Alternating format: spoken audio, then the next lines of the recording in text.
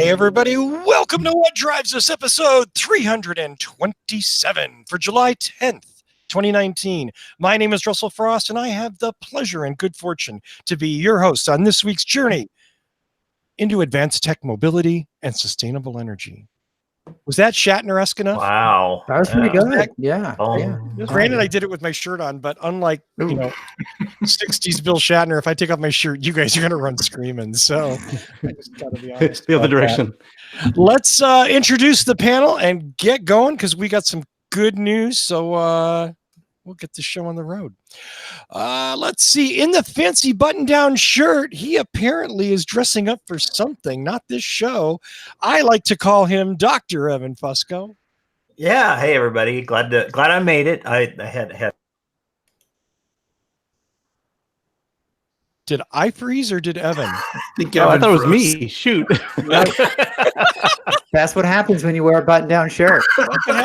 And I didn't, I've screwed up the show convention. Generally, I introduce the co-host next, but that's okay because I'm going to introduce him last, just to say screw convention. Right. Evan's still frozen. I hope like lightning didn't hit the house or something. It is Missouri.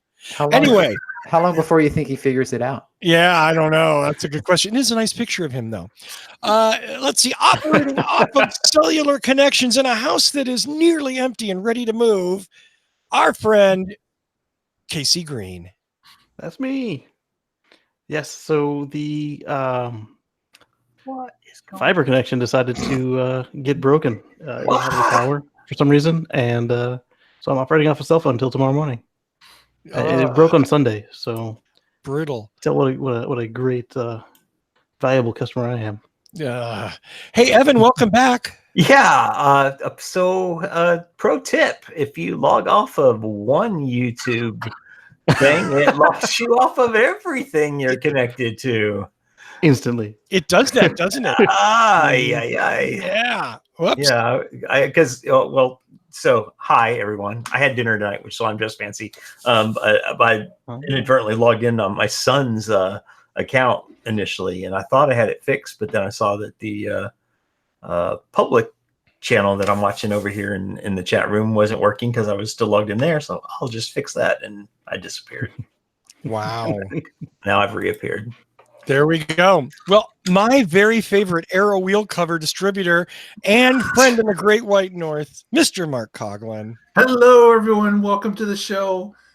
Looks like I'm down. I only got 4, but no, there's 4 above it. You just can't see it. We implored Mark to lower his camera so that we would see him higher in the frame. There's too many. I'm stacking them on top of each other just out of camera view now. You need to lower the camera, and then you can shoot up.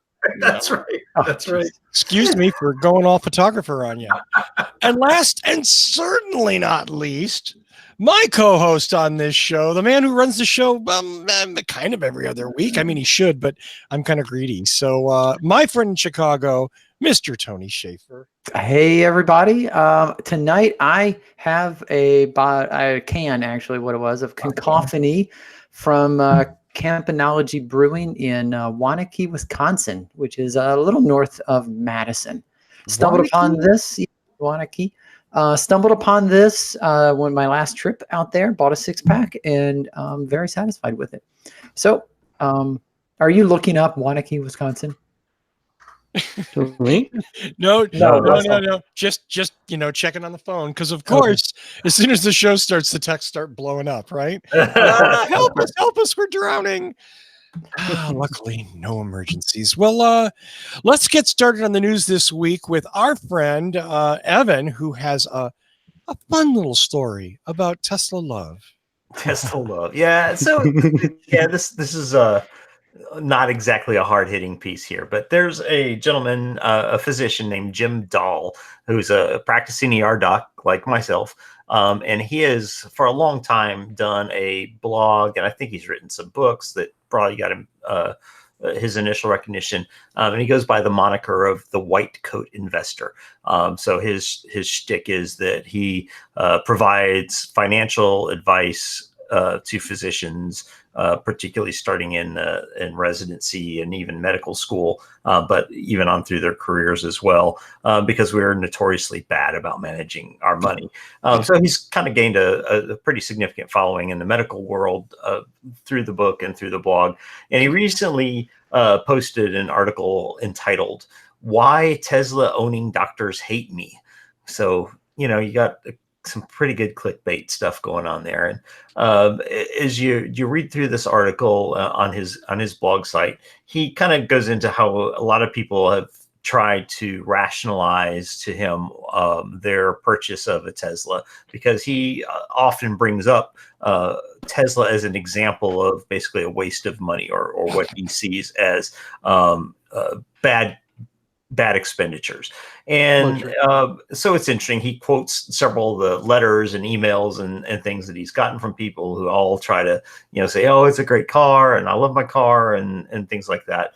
And I don't know. To me, it was mostly funny and kind of interesting. His takeaway from the whole deal kind of boiled down to the fact that he sees Teslas as a luxury.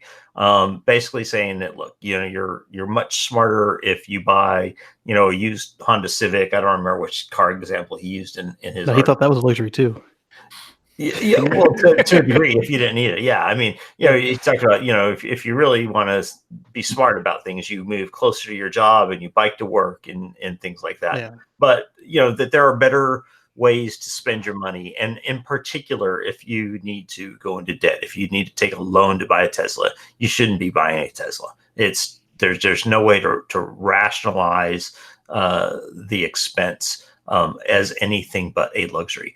And once you have the money to do so, if you can buy it with cash and that's how you want to do your luxuries, he's okay with that. But he just kind of feels like some of the hype around Teslas and the way people have attempted to rationalize it by saying, well, I'm doing it for the environment, or I'm doing it to save the planet, or I'm saving money on gas, or however you choose to rationalize that big expense, really doesn't make sense in a big picture, in that you can do other things that make a hell of a lot more sense. So he compiled at one point in the article a whole list of things that you could do that would make more sense, including like moving closer to work, riding the bus, carpooling, ride a bike, get a really nice bike, buy a 5-year-old Prius, buy a brand new Nissan Leaf or Chevy Volt, buy a bare bones Tesla, or buy a Model X. And he said, obviously the Model X is the $155,000 option,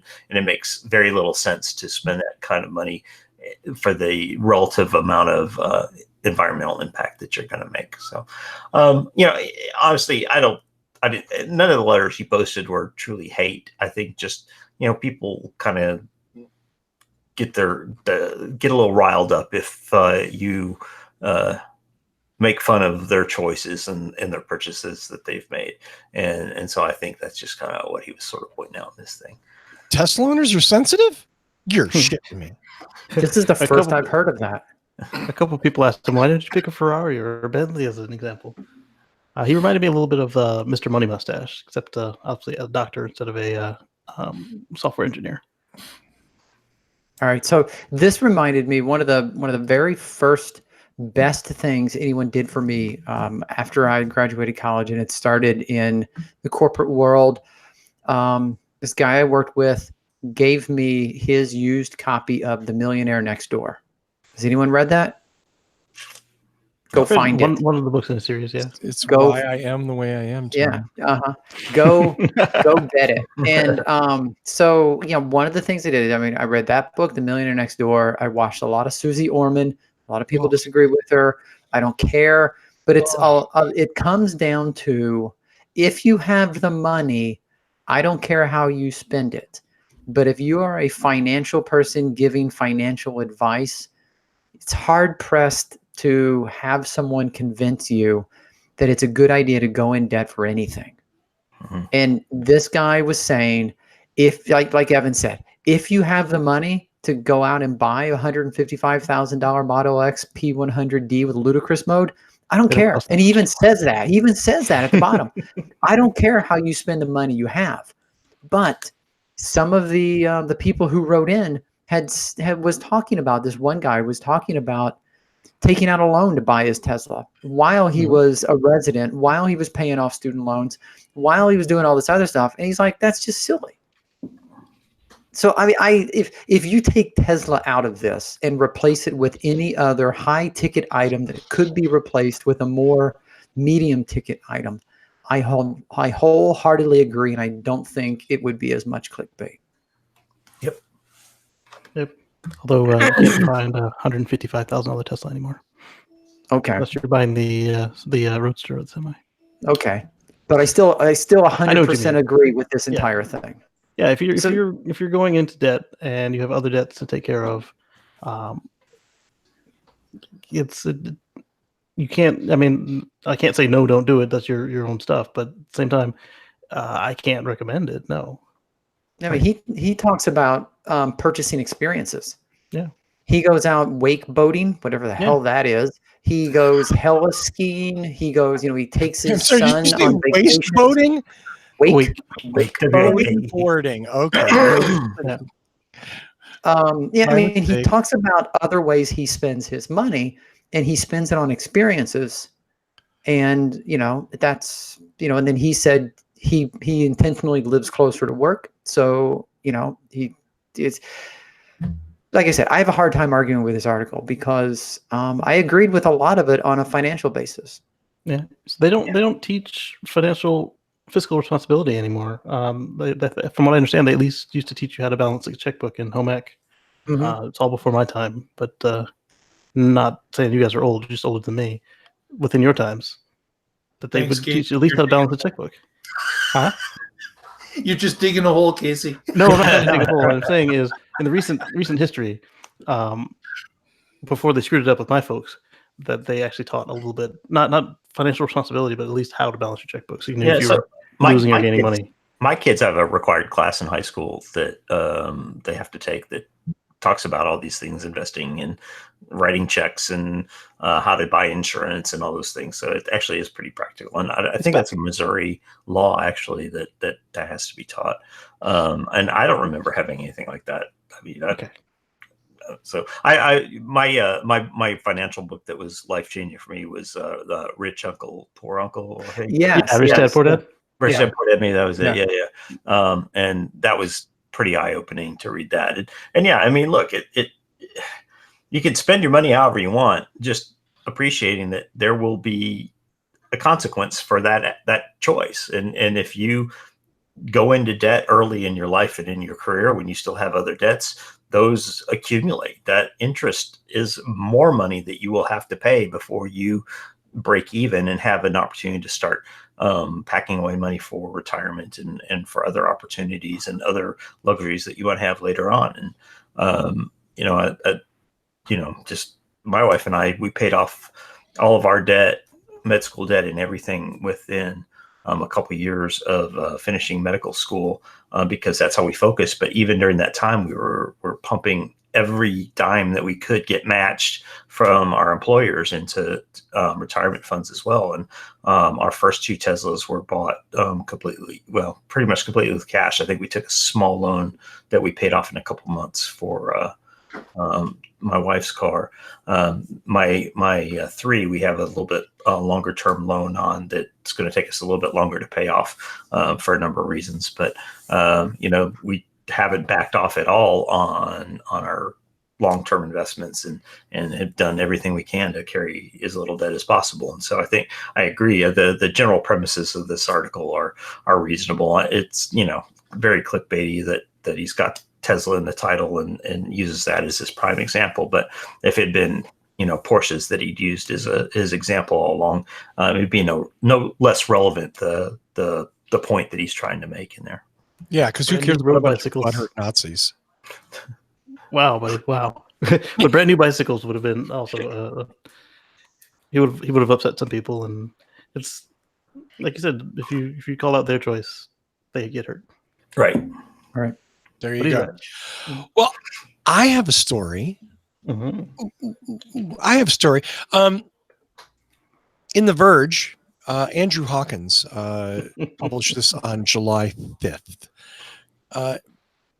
Anybody here want to guess? And if you've read the story, I mean, you know, but what's the average amount of time a car sits, not doing anything? Like 90%, 70%? Yeah, I would say it's pretty high. Casey's, it's about 90%. Yeah. Any car just sits 90% of the time, 10% of the time. It's maybe going zoom, zoom, zoom. Which, when you think about it, that's kind of cray-cray, huh? Mm-hmm. I mean, talk about budgeting, right? Like, I'm going to buy something that I'm only going to use 10% of the time I have it. Now, I don't use my computer 100% of the time. Well, maybe 100% of the time I'm awake, but that's another problem we'll get into later. Anyway, that's not the point of this article. The point of this article was looking at a company called Orix, Orix in Japan. They are a car share company. And they did some survey, and we're looking at some of their numbers, and they noticed that there was a decent number of vehicles that were rented, but didn't travel. It traveled zero distance. And they were like, well, what? Well, why would, like, you rented it and you didn't go anywhere? Well, as it turns out, a lot of the people that are doing this were renting it for, let me go through the reasons. The survey, the number one reason, naps. That's awesome. They rent the car, so they had a place to take a nap. Taking back and forth to work. They use the car for storage. Oh. They rented the car to charge their phone. They rented the car to eat lunch. Or they rented the car. This is not North America. Not even close. Right. And so it is definitely a very Japanese thing. I think culturally and geographically, spatially, the way that things are compressed there, a lot of this makes sense. The other side of it is, keep in mind, these Orix charges about $4 for half an hour. So we're not talking about like going to Enterprise. Thanks for the free plug, assholes. And spending $39 to rent a really crappy Nissan Versa for a day. We're talking about $4, and you get to take a nap for half an hour. Yeah, nice. I assume it goes up if you actually drive it. I did. You know what? It doesn't say that in the story. I know it's still $200 a day. Well, I mean, if you're keeping it the whole day, but I think clearly part of what, again, they didn't really say, but a lot of these are very, this is a car share thing. Yeah, you see them parked, you get the special key or app, and then you can get into it. Right. Exactly. Yeah. So you go they don't in, want you to keep it all day. Yeah. you get you have your nap, you do your YouTube show, you watch TV, you charge your phone, and you're out of there 45 minutes later. And you just have some private time is really what it comes down to. In a car. Yeah. Yeah. That is wild. I love that, but I think the thing that I love most, again, does that going to happen here in the U.S.? Well, given the rents in California, it might happen, but I don't think again we're set up for that. But it is an interesting observation on the role that cars play in our life. Huh. So Eric in the chat room had mentioned that it is cheaper than a motel when you're working with professionals. And you would need more than a Versa, Would you? That's true, depending on Speak for yourself, Tony. Yeah, I'm not as flexible as I used to be. So hatchbacks are more popular throughout the world than in the U.S. Just saying. What's that? I said hatchbacks are more popular throughout the world than the U.S. Just saying. Right. I'm a big hatchback fan. Mm-hmm. That's what she said. Oh, hello. Hello. There's a show title somewhere. Thank you, chat room. Everybody take a drink. I love this article. Yes, I absolutely love it. I was laughing the whole time I was reading this because I think it's hilarious. Clearly, we never thought of this. Now, granted, we don't have $8 an hour car rentals, $4 for half an hour. But, this opened up a whole area, like I said, I had never thought of. And especially, I have a lot of coworkers who have been forced into an open office environment, these where they just have a lot of people crammed into a space and they're just surrounded by everyone. They can't take a phone call in private. They can't do anything in any sense of privacy. And I could easily see some of my friends renting a car for half an hour just to get away from the noise and everyone else, taking a nap, taking a breather, and then going back for the afternoon. So I work at a cube farm, and I've gone in my car to take a phone call before. And if I thought I could wake up on time and nobody would disturb me, I might go out and take a nap, because it is large enough for 3 people to nap comfortably, fully prone. When I was at Tesla, we had these Zoom video conferences like twice a week. It was so annoying, but I had my car set up. Like so that rather than doing it in our workplace, I go out to the car, turn on the air conditioning, and do that there. Nice. Because it was quiet, and and people walk by and go, "What the hell is he doing?" He's just set up in the middle of the aisle, having a conference. What's up with this guy? Yeah. Now I guess if you rent a Model 3, you can go play video games while you wait. See, Yeah, doing Bucky, right? Yeah, Tesla's ahead of the curve in the States. I think the article is certainly more culturally linked to Japan, and that I think the lack of personal space in Japan as it sits is the overall thing that people are trying to get away from. Like, I think it's, they live with larger families at home. In their workplace, they're packed into sardines. When they get on the subway, they're packed in like sardines. This is just I can rent my own space and be away from everybody and be alone. And that's what they're after for $4 every half hour. That having to charge your phone, I don't think they're spending the money just to charge their phone. I think they're spending the money to be away from everyone. Actually, where the phone charging thing started was after the Fukushima disaster. Oh, yes. They found people were renting cars, doing the car share thing again, so that they had electricity, they could charge their phones. Okay. Wow. But yeah, I mean, again, I'm not. Maybe you're right. I don't know. I'm just throwing that out there. Yeah, I like some of the comments. It's like we work, just you work, and somebody came back with "we rest." We rest. Yeah, you know what? And I wasn't going to say anything, but yeah, my coworkers work in the WeWork building in downtown Chicago, and it is. I haven't been there yet, and they keep inviting me to come down just to visit. But from the way they describe it, it's just a bunch of people thrown into this big open space. So one of the Wallace cube farms.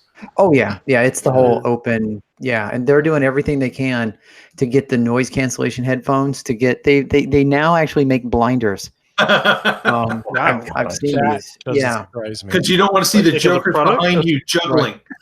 Yeah, as a product, not as like a homemade thing. No, as a product. Yeah. And so what really happens is they thought that these things were going to create more innovation and more collaboration and more of this, and instead what's happening is that people are so overwhelmed by all the distraction and all the talking and all the noise that they're putting on the noise canceling headphones and they're putting on the blinders, and they're really just creating more isolation. Yeah, I find I'm 8 times more productive outside of a cube farm than inside one. There you go. Well, our next story, and I'm going to keep this kind of short just because I don't know how exciting this is, but there's a new law that takes effect January 1st of 2020. That's next year here in California. And this only applies to California, but it's called the California Consumer Privacy Act. And what it means is that businesses that collect personal data are now more accountable to customers. You as a customer can go to a business and say, you have data, you need to tell me on me, you need to show me what it is. And if I ask you to, you have to delete it. Now, why are we talking about that on this show? Because this affects car dealers a great deal. Car dealers collect an enormous amount of data on all of their customers, and they use that to drive their service business, their sales business, their follow-up, all of that. So, and as it turns out, car dealers tend to be, I don't know, shall we say somewhat primitive with their data systems? So there's this article in the Automotive News was predicting some disruption from California car dealers because of this this law, which I think is good. Yeah, it is good. The local Chevy dealer, I had to get a light reset on my Volt because I didn't buy the toggle switch in advance. And so they copied my information off of my driver's license. So all the mail I'm getting with my entire legal name on it is only one person. The government doesn't email me with my, or doesn't mail me in the mail with my entire full name. But then all of a sudden it starts to spread a little bit. So you can see who either stole or bought their database. And it was, it would have been nice to be able to delete myself from it. And then a couple years later, they called back offering to do something to my Tesla. Oh yeah, we can do some service for you. I'm like, what? They said we could change the oil. I'm like, what oil? We could do the battery. I said, have you got a lift for that? No, the other one. Do you know how to get to it? No. Oh, okay. We'll take you off the list now.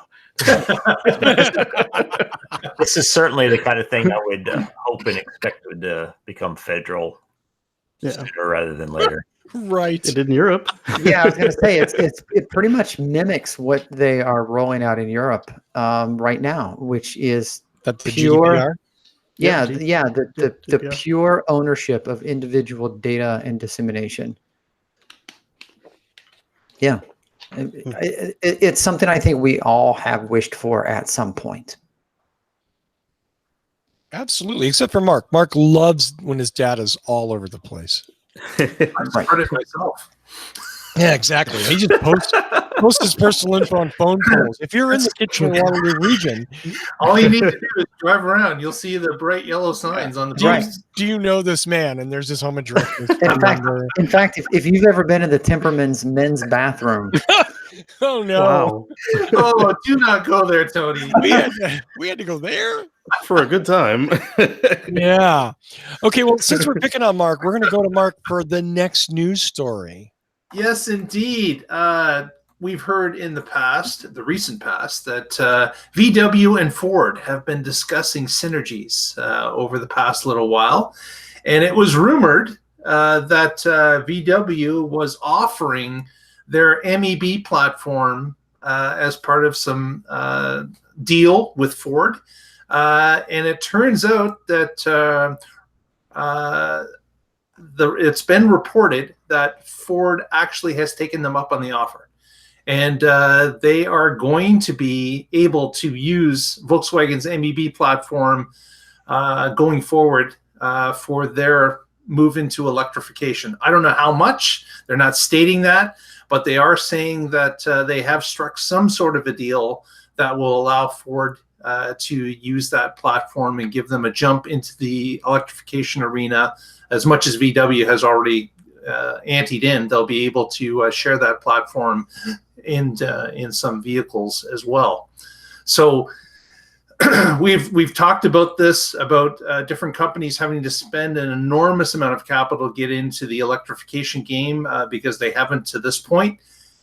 Ford is kind of buying their way in with VW's technology, being able to help them along. So it doesn't necessarily mean that they will use it exclusively, but they may use it for a number of ways to step up their game in electrified vehicles in their lineup.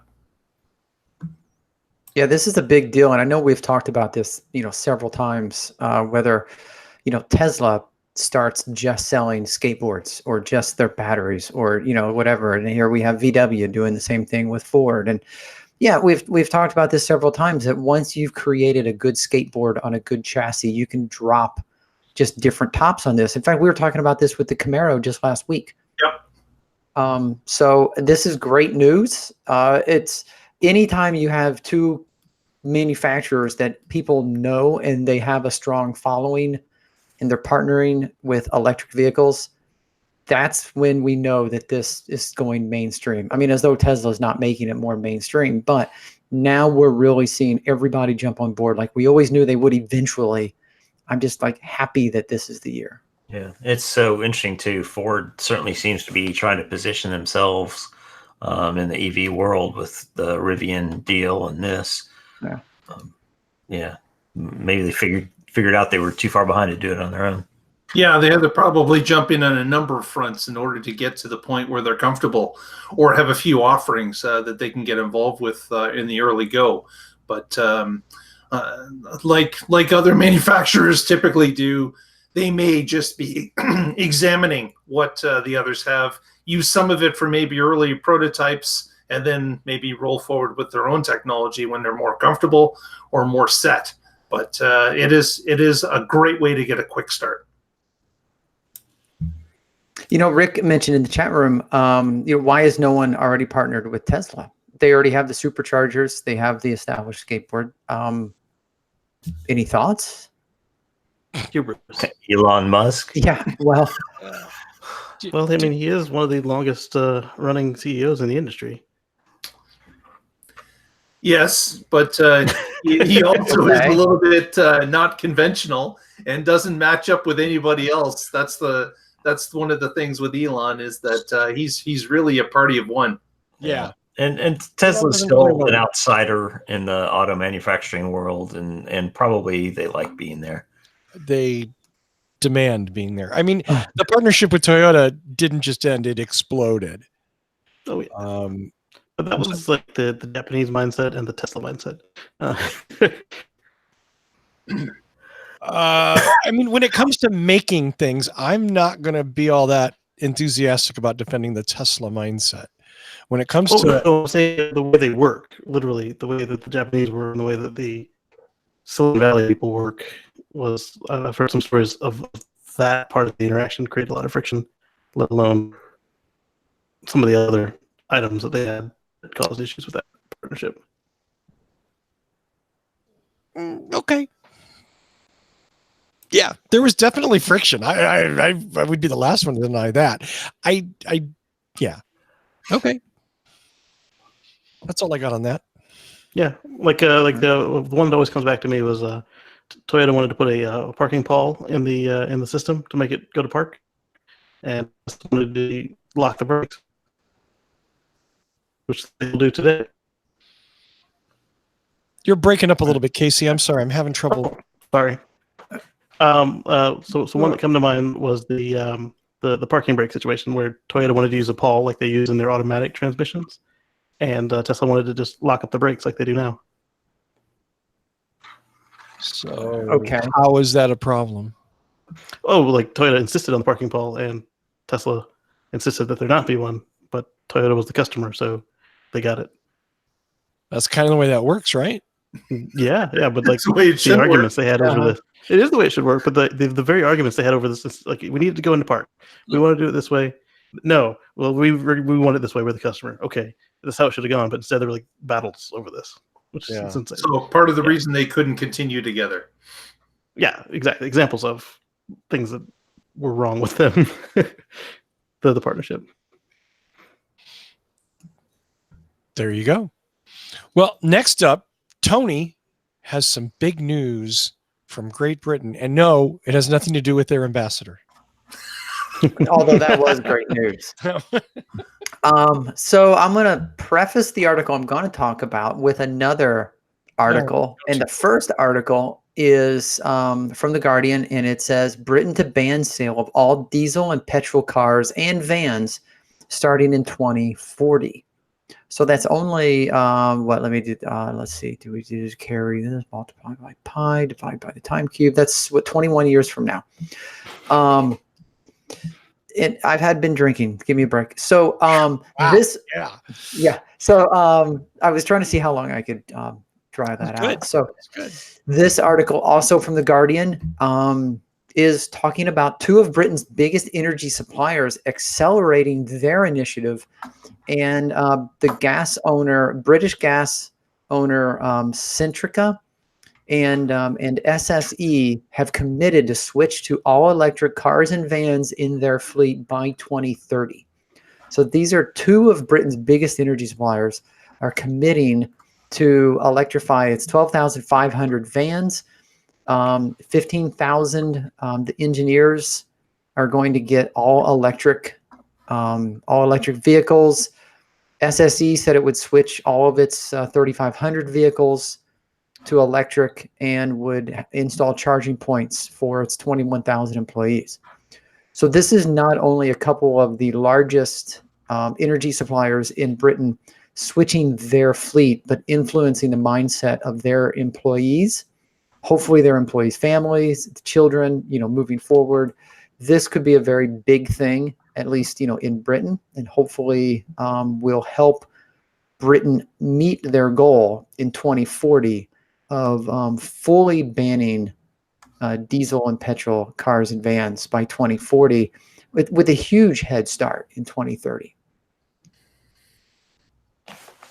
I never understood why the power companies didn't stick with the electric cars when they had the Ford Ranger plugins, the EV1, and the Toyota RAV4.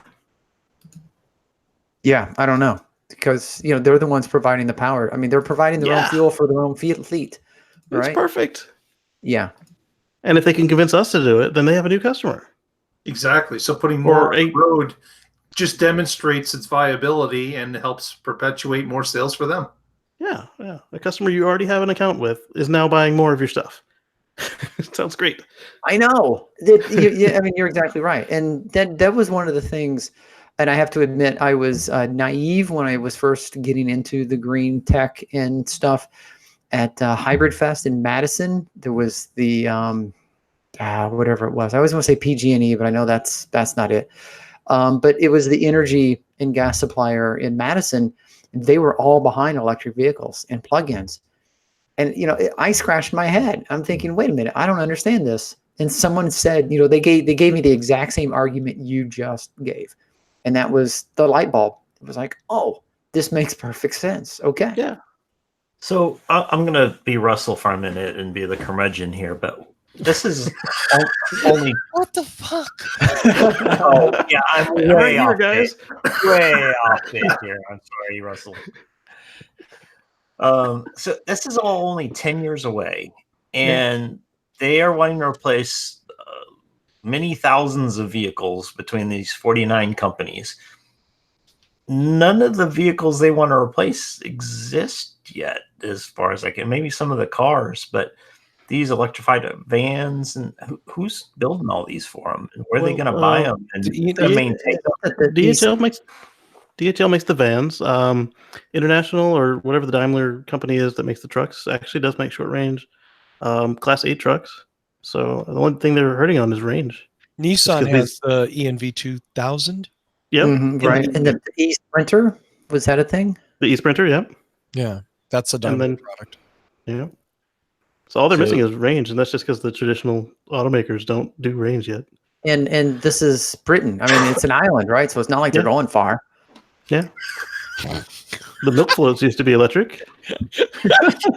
They're not going far. You only need like 3-4 kilometers. Did we just lose our British viewers? That's it. They have to click.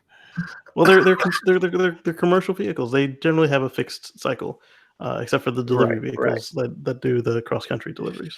Right, but even that, you charge them overnight, and like I said, the fixed ones, they know exactly how far they're going, so they know their range, and they charge them overnight.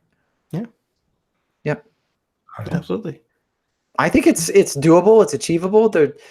Once the more of the manufacturers spin up, I think in 10 years, these companies will be done, and that'll leave 10 years for the rest of the country. And I think it's very achievable. Correct me if I'm paraphrasing this wrong, but if we took every factory today, including the Tesla factory and every fossil factory, and ran them at 100%, it would take 15 years to turn the fleet? Roughly, yep. We got a lot of work to do. I have no idea. We got a lot of work to do. Yeah, I just don't know the numbers. Yeah. Curmudgeon.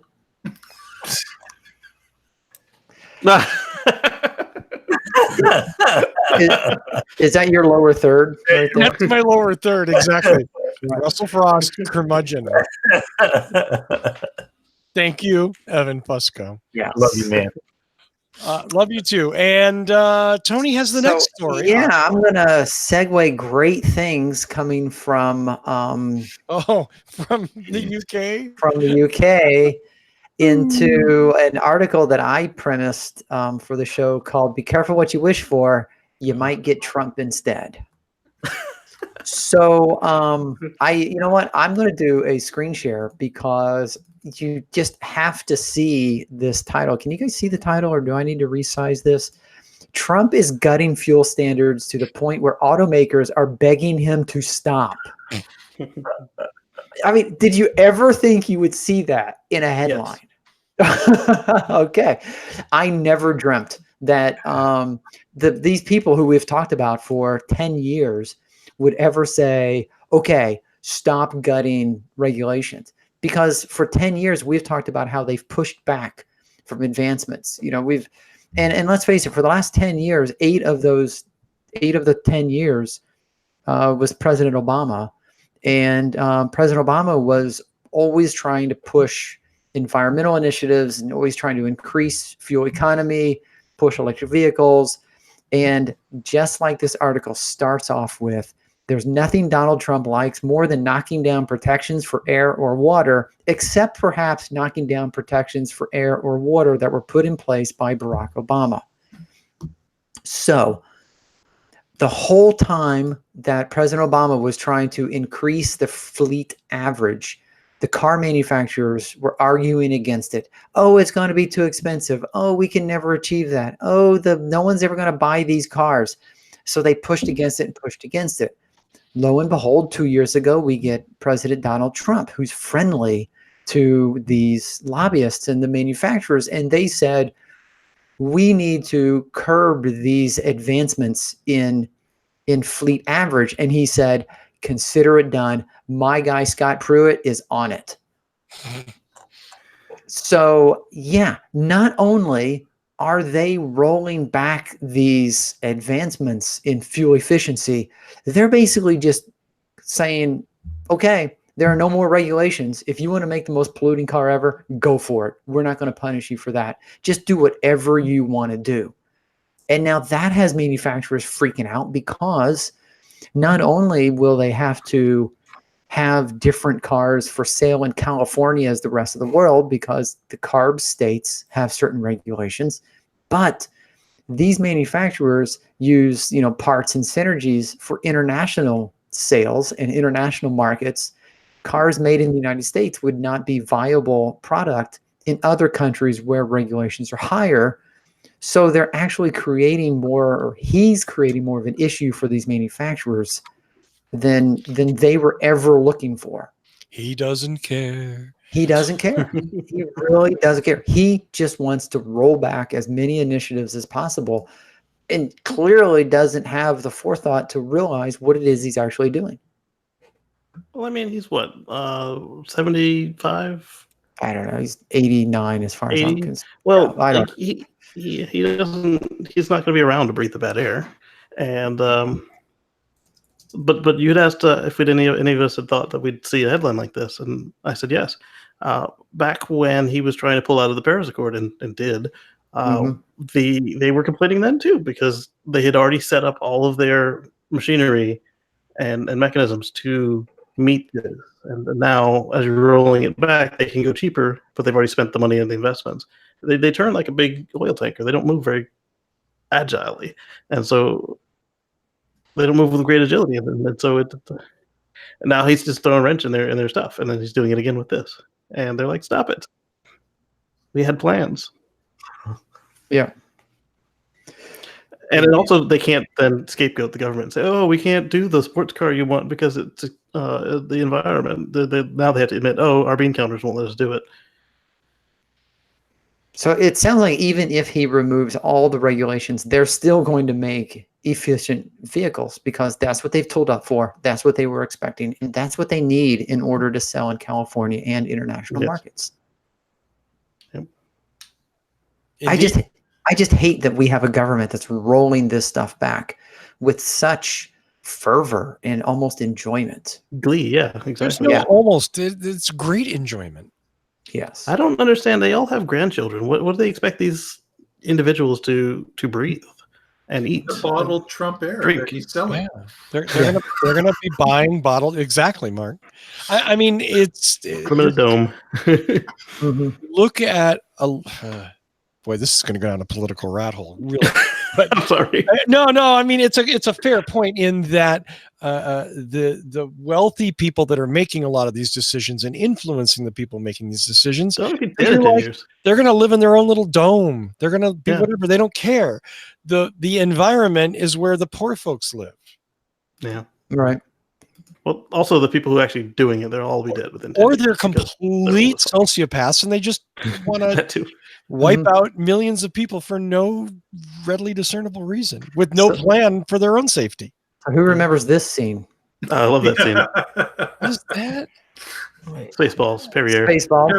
Perrier. Oh, Yes. I have to watch Spaceballs someday. Oh my God. I know. Wow. It's before my time, and I've seen it. Dude, okay, Russell, here's what you need to do. Go rent a car for half an hour. And watch Spaceballs. I would love that, actually. Yes. I'll have to see if the library has it. Because where do you go to get old movies anymore, right? They should have it. Yeah, I would think they would You have would it. think. Yeah. Yeah. You never know. Well, thank you for that, Tony.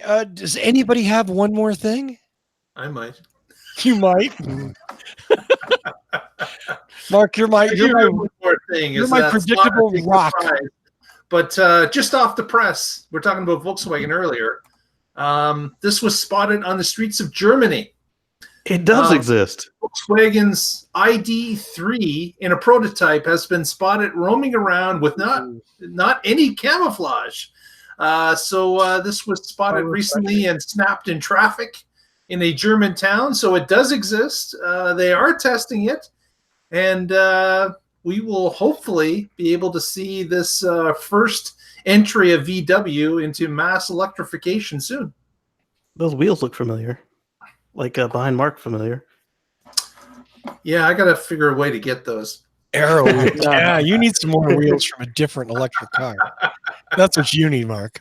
So they finally stopped making press releases and pressed a car into metal. Yep, it's Nice. it's a real car, and it's driving.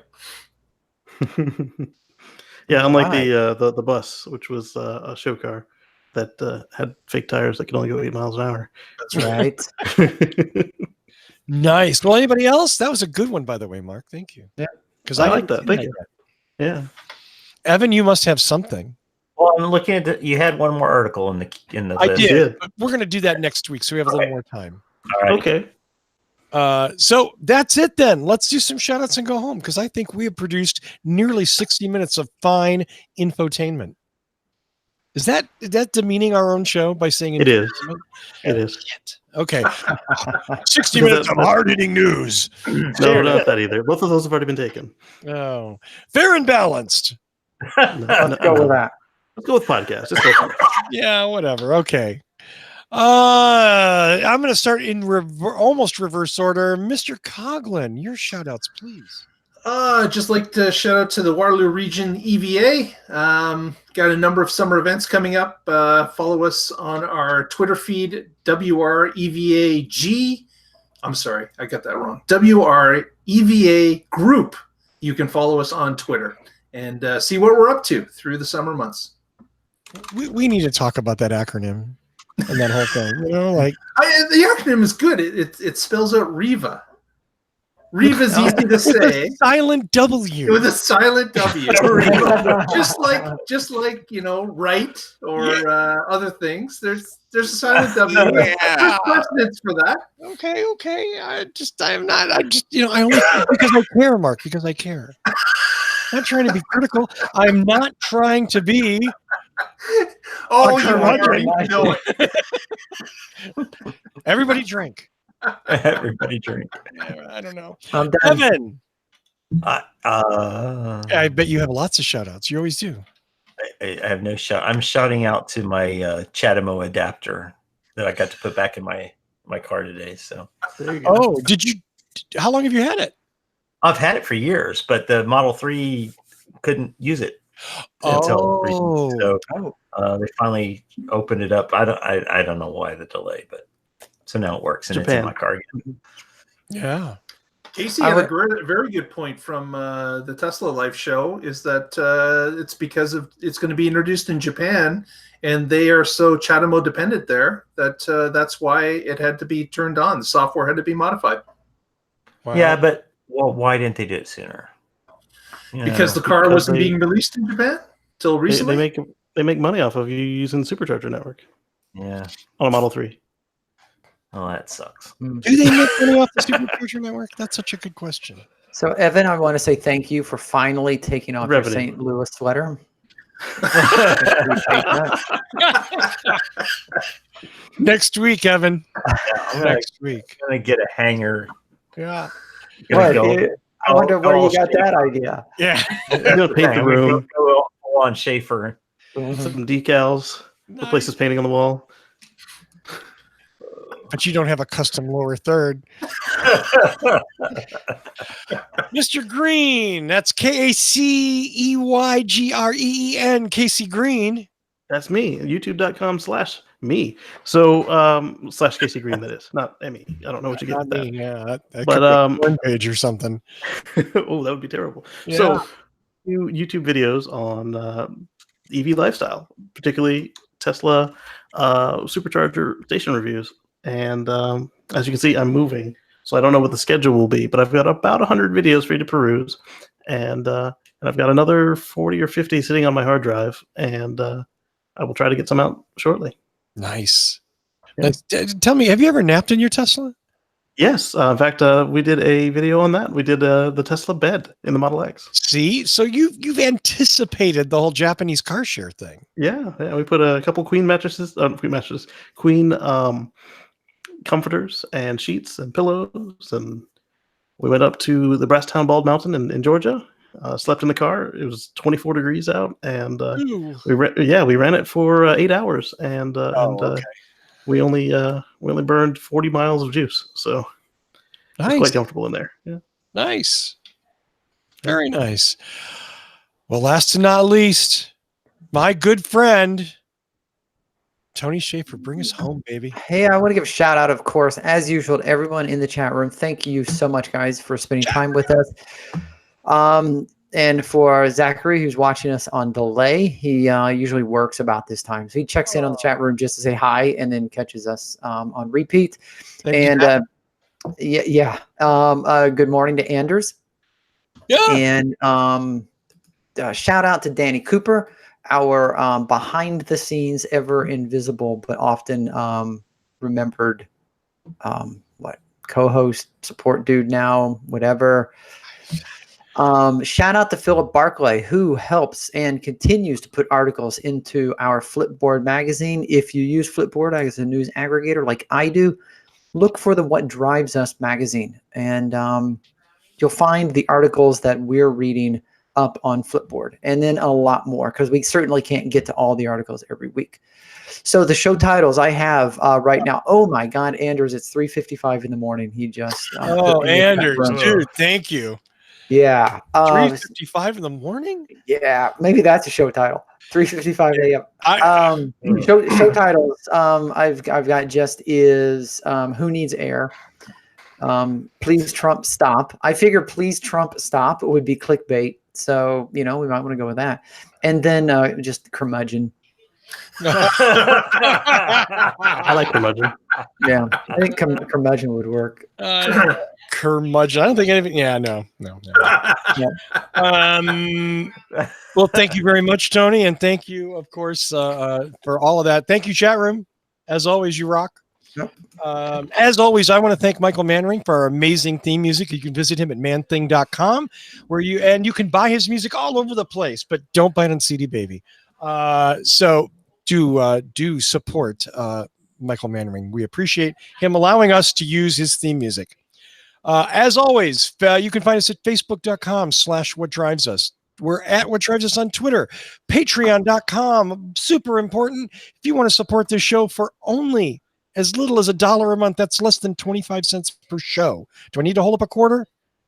$1 a month for your recurring donation on patreon.com/whatdrivesusshow. Let me say that again one more time, a little bit more slowly. patreon.com/whatdrivesusshow. We desperately need your donations, and we appreciate all of that. Oh, look, there's a quarter. Thank you. Wait, that's not a real quarter. That's some kind of big fake money. That's only 23 cents. Less. More like 20. Show us a penny, Mark. I want to see a Canadian penny. They don't exist. Pennies are useless pocket weights. Oh, there it is. Thank you. Couldn't agree more, Mark. Couldn't agree more. Let's see. So, and of course, youtube.com/whatdrivesus. Please hit the subscribe button, hit that bell so that you get notified every time we do a show, post a review or something fun. We desperately need that support too. We're kind of desperate this week. Maybe it's just me. I don't know. But we went over 900. We're at 903 or 902, depending on which YouTube dashboard, I believe. And we are desperately looking for that magic 1,000 number, because then YouTube unlocks all of their secrets to us. No, actually, they just let us do a couple things that we can't do right now. So let's apply to do a couple things. Yeah, right.